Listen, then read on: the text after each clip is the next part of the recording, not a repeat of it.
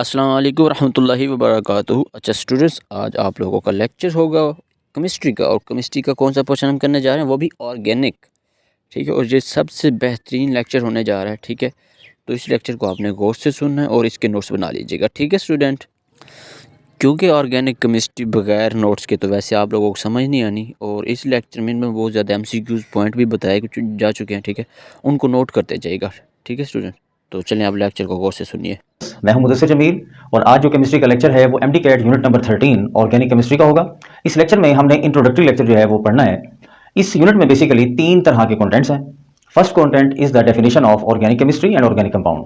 Second part is the classification of the organic compound on the basis of their structures, and the third part is the classification of the organic compound on the basis of functional group. The final and the last part, that is the most important one, is the isomerism, जिसको हमने 2 lectures में इंशाल्लाह cover up करना है। तो जल्दी से जो है हम अपने लेक्चर की तरफ आते हैं। तो सबसे पहले देखें जी, हम ऑर्गेनिक केमिस्ट्री की अगर हम बात करें तो ऑर्गेनिक केमिस्ट्री में सबसे पहले इंपॉर्टेंट बात है इसकी क्लासिफिकेशन, और इसकी क्लासिफिकेशन में सबसे पहले हिस्टोरिकल बैकग्राउंड।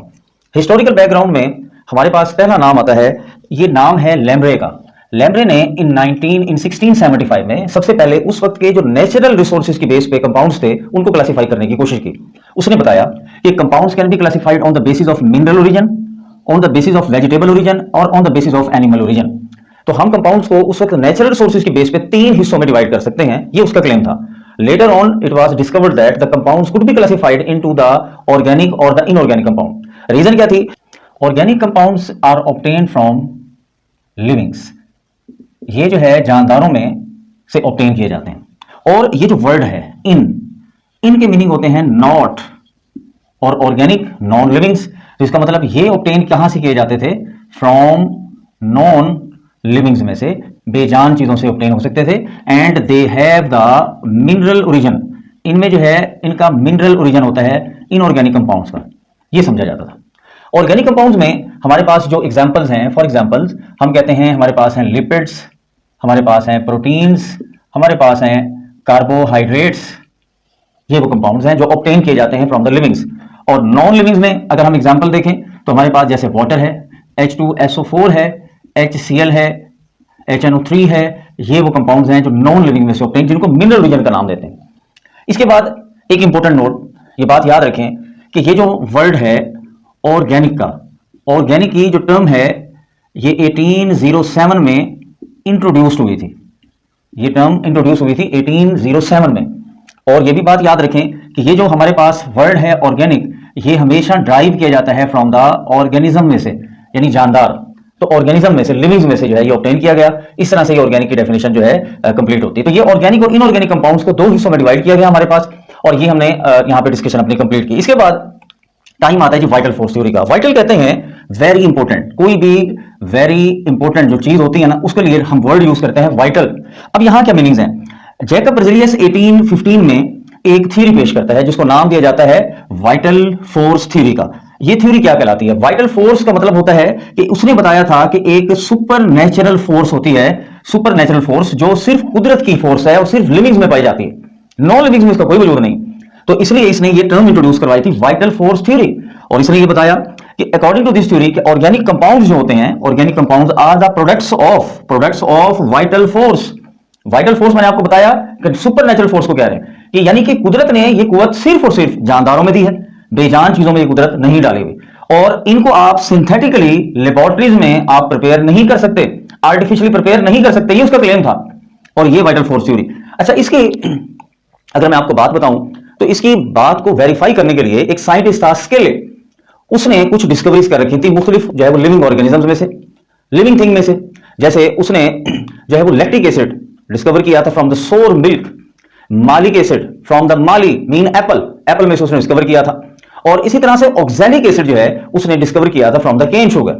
सो उसने ये बात बिल्कुल इसको वेरीफाई कर दी कि भाई बेrzelius जो कह रहा है वो बिल्कुल ठीक कह रहा है। केमिस्ट्री की एक ब्रांच इसको हीरो मानती है, जिसमें इसने एटॉमिक सिंबल्स के बारे में बताया। आपने फर्स्ट ईयर में चैप्टर नंबर 1 पहले पेज पे पढ़ा होगा। इसने ये बात बताई थी कि एटॉमिक सिंबल्स होते हैं एलिमेंट्स के नाम लिखने के बजाय। और दूसरा इसने ये बात बताई कि आप एटॉमिक मैसेज को जो है वो आप स्टडी कर सकते हैं। एटॉमिक मैसेज की डिस्कवरी भी इसने बताई थी। सो एक ब्रांच तो इसको हीरो मान रही है, लेकिन दूसरी ब्रांच ये है कि ये ऑलमोस्ट 100 ईयर्स तक जो है वो ऑर्गेनिक की डेवलपमेंट भी नहीं हुई। इतनी स्ट्रॉन्ग थ्योरी थी, इतनी स्ट्रॉन्ग उसने आर्गुमेंटेशन बताई थी कि इस थ्योरी को रिजेक्ट करते करते एक एक्सीडेंट डिस्कवरी हुई, तब जाके ये थ्योरी रिजेक्ट हुई, अदरवाइज शायद इस थ्योरी को ऐसे ही चलने दिया जाता। अब एक्सीडेंटल डिस्कवरी किससे हुई है? ये हुई है वोलर से। फेडरिक वोलर जो है ये इसने एक एक्सीडेंटल डिस्कवरी की थी and he was the student of Berzelius का ये स्टूडेंट था। इसने एक्सीडेंटली हीट किया था अमोनियम साइनेट को और वो कन्वर्ट हो गया यूरिया में। That is the first organic compound, synthesized organic compound है ये। अब देखो स्टूडेंट्स कि ये हमारे पास है अमोनियम साइनेट। थोड़ी सी मैं आपको ना बात इसमें एडअप करवाता हूं अमोनियम साइनेट के बारे में। ये होता है ammonium sulphate, NH4 twice SO4, ammonium sulphate कहते हैं इसको। इसको अगर हम KCNO पोटाशियम साइनेट से रिएक्ट करवा दें तो हमारे पास ये रिएक्शन बन जाएगा K2SO4, ये दो पोटाशियम है और यहां से ये सल्फेट के साथ ये कंबाइन हो जाते हैं, ये बन गया K2SO4 और बाकी रह गया अमोनियम साइनेट, तो ये बन गया जी 2NH4CNO। आप देखें कि ये जो 2 है इस CNO के साथ भी है, ये साइनेट कहला रहा है, और ये जो 2 है इस अमोनियम के साथ भी है, तो इस तरह से ये भी 2 हो गया, ये भी 2 हो गया, तो 2 अमोनियम साइनेट हमने यहां लिख दिया। फाइनली आप देखें ये है अमोनियम साइनेट। अमोनियम साइनेट जो है जब इसको हीट किया, लेकिन वो एक्सीडेंटली हीट हुआ, एक्सीडेंटली हीट होने के बाद ये क्या बन गया? NH2C डबल बॉन्ड ONH2, इसको हम कहते होते हैं यूरिया। ठीक है जी, यूरिया। इनको हम कार्बामाइड्स भी कहते हैं, ये कार्बामाइड्स होते हैं क्योंकि कार्बोनाइल ग्रुप के साथ NH2 ग्रुप लगा हुआ है। इसको हम एमाइड भी कहेंगे, इसको हम एमाइनो भी कहेंगे, एमाइनो। ठीक है जी, तो ये हमारे पास है। ये भी याद रखनी है बात कि ये first synthesized organic compound consider किया जाता है। फर्स्ट पहला जो डिस्कवर हुआ था, जो रिपोर्ट हुआ था, लीजिए इसकी डिस्कवरी होते ही कॉल्बे ने फौरन मीथेन प्रिपेयर कर ली और बर्सलॉट ने जो है वो एसिटिक एसिड जो है ये प्रिपेयर कर लिया। तो सिर्फ इसकी डिस्कवरी के बाद फौरन क्विकली जो है डिस्कवरीज होना शुरू हो गई। तो क्योंकि हमने टॉपिक पढ़ा तो लीजिए हम बात की तरफ आते हैं और एक MCQ से बात शुरू करते हैं। MCQ जो है आपकी स्क्रीन पे आपको नजर आ रहा होगा, मैं यहां पर ऑप्शन लिखूंगा, which of the following compound is the first synthesized organic compound. मैं आपको अगर ऑप्शन देना चाहूं तो इसमें ऑप्शन है हमारे पास CH4 मीथेन, ऑप्शन बीटा है CH3COOH acetic acid, option Charlie हमारे पास है CCl4 and option delta is urea. So which is the correct option? Definitely the correct option will be urea, delta option. अब इसी urea से अगर हम आगे बढ़ें तो हम यहां पे ना एक MCQ दोबारा एक और जो है वो देखते हैं कि यहां पर हम देखते हैं कि विच functional group is present in urea, which functional group is present in urea. अब ये यूरिया है, अब यूरिया का मैं यहां पे स्ट्रक्चर भी ड्रॉ कर देता हूं, NH2C डबल बॉन्ड ONH2, ये हमारे पास हो गया यूरिया। इसमें हमारे पास हम कहते हैं जी एमाइनो, हम कहते हैं इसमें कार्बोनाइल, हम इसमें नाम दे देते हैं एमाइड और हम इसमें कह देते हैं जी ऑल। क्या हो सकता है इसमें फंक्शनल ग्रुप? फंक्शनल ग्रुप इसमें कंसीडर होगा, हमेशा याद रख लें, एमाइड ग्रुप कंसीडर होगा। ये एमाइनो भी है लेकिन क्योंकि हमारे पास क्लास जो है ये प्रेफर की जाती है, ये आप प्रेफर करेंगे इस क्लास को, that's why this functional group is considered as amide. Chapter number 9 में प्रायोरिटी ऑर्डर आपने पढ़ा होगा, प्रायोरिटी ऑर्डर में आपने पढ़ा होगा कि ये एमाइड ग्रुप एमाइनो ग्रुप से जो है ज्यादा प्रेफरेबल होता है, इसलिए जो क्लास है वो एमाइड मानी जाएगी और फंक्शनल ग्रुप भी इसी को हम कंसीडर करेंगे। ये हमारे पास बात होगी। एक और चीज भी आपने याद रखनी है कि अगर हम इसका मोलेक्युलर फार्मूला बनाना चाहें तो ये बन जाएगा N2H4CO। ये भी आपने याद रखनी है बात कि ये इसका एक मोलेक्युलर फार्मूला जो है ये हम मानेंगे, इसको कंसीडर करेंगे। तो अब ये हमारे पास MCQ तो हो गया डिस्कस। फाइनली हम नेक्स्ट पॉइंट की तरफ आते हैं। हम देखते हैं old definition of the organic chemistry कि डेफिनेशन ऑफ ऑर्गेनिक केमिस्ट्री बनी क्या इस तरह से। अब ये डेफिनेशन जो हम लिखते हैं ये है the study of carbon containing compounds. The study of carbon containing compounds is called organic chemistry. ये एक ओल्ड डेफिनेशन बनी थी जो स्टडी की गई। अब अगर मैं इसमें एक MCQ ऐड करना चाहूं तो MCQ जो है वो हम इसमें देखते हैं कि यहां पर MCQ ये लिख रहा हूं मैं, विच of the following is the organic compound. इनमें से आपने बताना है कि ऑर्गेनिक कंपाउंड कौन सा माना जाएगा। ऑप्शंस हैं हमारे पास HCN, ऑप्शन है हमारे पास NaHCO3, ऑप्शन है हमारे पास Pb4C या ऑप्शन है हमारे पास नन ऑफ दिस।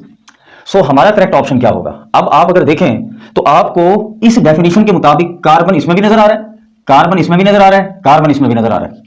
क्या ये सारे ऑर्गेनिक माने जाएंगे? Answer is no. None of them is organic in nature. Organic in nature नहीं है। क्यों नहीं है? हम कहते हैं कि बाद में ये पता लगा बहुत से ऑक्साइड्स ऑफ कार्बन, लाइक आप देखें अगर carbon monoxide, carbon dioxide, carbon सब ऑक्साइड C3O2, ये सारे जो ऑक्साइड्स हैं ये सारे इनऑर्गेनिक इन नेचर, एक्सेप्शन है ये ऑर्गेनिक नहीं होंगे। आफ्टर दैट दूसरी बात, हम कहते हैं जितने भी सल्फाइड्स हैं, हम कहते हैं जितने भी साइनाइड्स हैं, जितने भी कार्बोनेट्स या बाई कार्बोनेट्स हैं, कार्बोनेट्स और bicarbonates, these all are not considered organic in nature. So ये ऑर्गेनिक नहीं माने जाएंगे। ठीक है, अगर ये किसी भी कंपाउंड में आ जाएं तो they are never considered as organic compound, इनको नहीं मानेंगे हम ऑर्गेनिक। तो फिर मॉडर्न डेफिनेशन क्या बनी? मॉडर्न डेफिनेशन ये बनी हमारे पास कि द स्टडी ऑफ, ये डेफिनेशन बनी, the study of hydrocarbons and their derivatives. ये इनकी ना डेफिनेशन प्रॉपर बन गई। अब हम कहते हैं जी हाइड्रोकार्बन्स कैसे? ये अगर हम आप देखें एग्जांपल के तौर पे, हम कहते हैं जी लाइक हम एग्जांपल ले लेते हैं CH4 की example, this is the methane. ये हमारे पास है जी हाइड्रोकार्बन, इसमें अब आपको हाइड्रोजन और कार्बन नजर आ रहा है। ठीक है, अब आप देखें इसके डेरिवेटिव्स, मैं इसके डेरिवेटिव में लिख देता हूं CH3OH, मैं इसके डेरिवेटिव में लिख देता हूं CH3Cl, मैं इसके डेरिवेटिव में लिख देता हूं CH2Cl2, मैं इसके डेरिवेटिव में लिख देता हूं CCl4। ये तमाम क्या है? these are the derivatives of the organic compound। इनको हम क्या नाम दे रहे हैं? These are derivatives and this one is called the hydrocarbon. ये हाइड्रोकार्बन है, ये इनके डेरिवेटिव्स हैं। ये इसमें से एक हाइड्रोजन निकाल के आप कोई भी ग्रुप लगा दें, या दो हाइड्रोजन निकालें, या तीनों चारों हाइड्रोजन निकाल के कोई ग्रुप लगा दें, ये डेरिवेटिव बन जाते हैं। इनको भी हम क्या मानते हैं? Organic in nature. They are also organic in nature. अब जबकि हम ऑर्गेनिक कंपाउंड्स को, ऑर्गेनिक केमिस्ट्री को स्टडी कर चुके हैं, कुछ चीजें ऐसी हैं जो आपको पता होनी चाहिए कि ऑर्गेनिक और इनऑर्गेनिक कंपाउंड्स के दरमियान में मेजर डिफरेंसेस क्या हैं। ऑर्गेनिक कंपाउंड्स, आपको कुछ यहाँ पर डिफरेंसेस नजर भी आ रहे होंगे, इनको जरूर नोट डाउन करना है, आपके कंसेप्ट बिल्डिंग के लिए बहुत इंपॉर्टेंट बात है ये। ऑर्गेनिक कंपाउंड्स वो हैं जिनमें हाइड्रोकार्बन और उनके डेरिवेटिव्स हैं। इनऑर्गेनिक कंपाउंड्स वो हैं जिनमें मिनरल ओरिजिन है, पहला पॉइंट। दूसरा पॉइंट, ऑर्गेनिक कंपाउंड्स बहुत लार्ज नंबर उनकी एग्जिस्टेंस है, बहुत वेरिएशंस है, वैरायटीज बहुत हैं, जबकि inorganic as compare to organic, inorganic compounds are small in numbers. Organic compound में आइसोमेरिज्म फ्रीक्वेंटली एग्जिस्ट करता है, जबकि इनऑर्गेनिक कंपाउंड्स में आइसोमेरिज्म रेयर होता है। Organic compounds they are covalent in nature, while the inorganic compounds are mostly ionic in nature. Organic compounds are less soluble or insoluble in water, while the inorganic compounds are mostly soluble in water. Organic compounds are non-conductor in any state, while the ionic compounds are conductor in the molten or in the solution form as well. Organic compounds have the low melting and boiling points, while the inorganic compounds have the high melting and boiling points. Final बात यह है कि organic compound में homologous series exist करती हैं, जबकि inorganic compounds में homologous series exist नहीं करती। तो ये हमारे पास ये चंद डिफरेंसेस थे, चंद बातें थी जो मैंने आपको जो है यहाँ पर कंप्लीट करना है। फाइनली एक एमसीक्यू हम लिखते हैं। एमसीक्यू ये है कि विच of the following is the simplest organic compound? Simplest organic compound इनमें से कौन सा होगा? ऑप्शंस है हमारे पास CCl4, option is CH3OH, option is CH3Cl, final option है हमारे पास CH4। ये हमारे पास है। तो आप जल्दी से सोचें और देखते हैं आप लोग क्या आंसर सोचते हैं।